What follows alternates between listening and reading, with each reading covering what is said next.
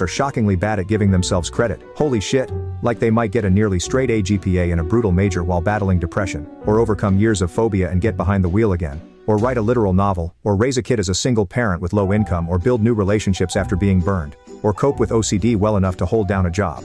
And they'll talk about themselves as if everyone on earth is better than them, as if their accomplishments are worthless. And I know it's because of depression or anxiety or another condition, but I'm often stunned by how differently I see them compared to how they see themselves. 2. During my training I was asked how would you feel if a client were to come to you and admitted they were a pedophile that was on the edge of committing seriously horrific acts. Could you see that person as another human being that needed help, or were your personal feelings about the abhorrent behavior too strong?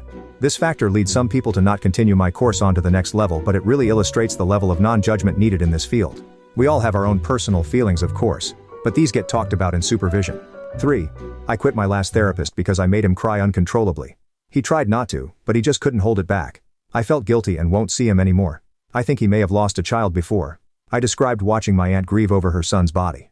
I felt so much pain losing him, but was explaining how watching my aunt was dramatically worse. The details about her is what made him lose it. I could tell he was reliving something inside his own head. 4. When I was underage I got caught with a drink on Bourbon Street and got a minor in possession. I was telling my therapist about it, and said that the police caught me with a hand grenade in New Orleans.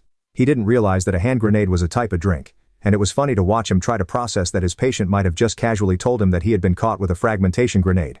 He took a big long pause and said, "Where did you even find a grenade?" I realized the misunderstanding quickly and corrected him. But for a moment he definitely was thinking, holy shit, how do I deal with this? 5. My professor once shared what a patient said that made her quit her job. I didn't rape my daughter. She liked it. The daughter was 6. She couldn't take it anymore. She worked in a rehabilitation center for people who have been sentenced for serious crimes and were forced to get mental help. Really difficult job, and this pushed her over the edge.